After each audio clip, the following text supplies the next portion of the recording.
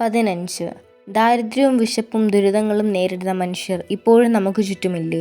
അവരെ ചേർത്ത് പിടിക്കാൻ നമുക്ക് എന്തെല്ലാം ചെയ്യാനാവും? പാഠഭാഗവും സമകാലിക സാഹചര്യങ്ങളും വിശകലനം ചെയ്ത് മാനവിക മൂല്യങ്ങളുടെ പ്രാധാന്യം വർത്തമാനകാല സമൂഹത്തിൽ എന്ന വിഷയത്തിൽ പ്രഭാഷണം തയ്യാറാക്കുക.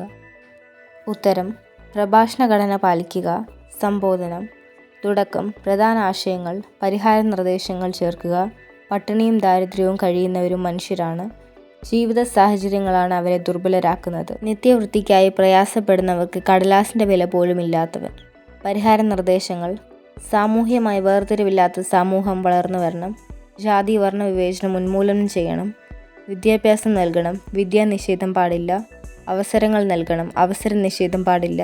ജനാധിപത്യ മൂല്യങ്ങൾ, മാനവിക മൂല്യങ്ങൾ എന്നിവയിൽ അധിഷ്ഠിതമായ സാമൂഹ്യ അന്തരീക്ഷത്തിൻ്റെ പ്രാധാന്യം ഉൾക്കൊള്ളുന്ന അവതരണം. 16. പിന്നെ ആ പ്രാർത്ഥനയിൽ സ്വാർത്ഥത തീണ്ടിയിട്ടുണ്ടെന്ന് ഖേദിച്ച് അവൾ അത് തിരുത്തി. ലോകത്തൊരാൾക്ക് ഒരാപത്തും വരുത്തരുതേ. നാട്ടിൽ നിന്ന് വന്ന അച്ഛനമ്മമാർ ഇന്ന് തൻ്റെ അതിഥികളാണെന്ന തോന്നൽ അവൾക്ക് ദരിദ്രമായ അടുക്കളയുള്ള അമ്മമാരുടെ ഒരു അങ്കലാപ്പുണ്ടായി. ഉരുളക്കിഴങ്ങ് തിന്നുന്നവർ. സൂചനകളും പാഠഭാഗവും പരിഗണിച്ച് ജൂലിയാന എന്ന കഥാപാത്രത്തെ നിരൂപണം ചെയ്യുക. ഉത്തരം: കഥാപാത്രത്തെ പരിചയപ്പെടുത്തുക. സവിശേഷതകൾ കണ്ടെത്തുക. കഥാപാത്രത്തിൻ്റെ പ്രസക്തി സൂചിപ്പിക്കുക. ഉരുളക്കിഴങ്ങ് തിന്നുന്നവർ എന്ന കഥയിലെ പ്രധാന കഥാപാത്രം ദരിദ്ര കുടുംബത്തിലെ ഗൃഹനായിക. ഭർത്താവ് മെറിലിൻ്റെ തിരിച്ചു വരാത്ത യാത്രയിൽ അതീവ ദുഃഖിത. ദുഃഖം മറ്റുള്ളവർക്ക് മുമ്പിൽ പ്രകടമാക്കാതെ ശ്രദ്ധിക്കുന്നു. ഭർത്താവിന് വേണ്ടി മാത്രമല്ല, ഖനിയിൽ ജോലി ചെയ്യുന്ന മറ്റുള്ളവർക്ക് വേണ്ടിയും പ്രാർത്ഥിക്കുന്നു. പ്രാർത്ഥനയിൽ സ്വാർത്ഥത കലർന്നപ്പോൾ അത് തിരുത്തുന്നു. സ്വന്തം രക്ഷിതാക്കളോടുള്ള കടമ നിർവഹിക്കാൻ കഴിയാത്തതിലുള്ള അങ്കലാപ്പ് പങ്കിടുന്ന ഗൃഹനായിക.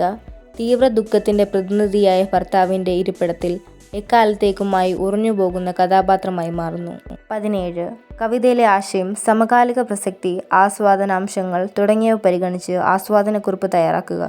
ഉത്തരം: തലക്കെട്ട്, കവിത, കവി പരിചയം, ആസ്വാദനാംശങ്ങൾ കണ്ടെത്തുക. ലളിതമായ ഭാഷയിലുള്ള അവതരണം, പഴയകാല നന്മകൾ, നന്ദി പറയുന്ന പ്രധാന ആശയം, ഗ്രാമജീവിത വിരുത്തികൾ ഉൾപ്പെടുന്നത്, ഭൂതകാലത്തിലെ പച്ചപ്പുള്ള ഓർമ്മകൾ, പ്രകൃതിയും പ്രകൃതിയിലെ തനിമകളും നൽകിയ ജീവിതവും സാർത്ഥകമായത്, മാനവിക മൂല്യങ്ങളാൽ സമ്പന്നമായ ഒരു കാലത്തെ സൂചിപ്പിക്കുന്നു. ആനുകാലിക പ്രസക്തി, പ്രകൃതി നേരിടുന്ന കയ്യേറ്റങ്ങൾ, തനിമകൾ നഷ്ടപ്പെടുന്നത്, പുതിയ കാലം മനുഷ്യൻ്റെ കാഴ്ചപ്പാട്, മൂല്യങ്ങൾ ഇന്ന് അന്യമാകുമ്പോൾ ലഭിച്ചതിന് നന്ദി പറയേണ്ട അവസ്ഥ.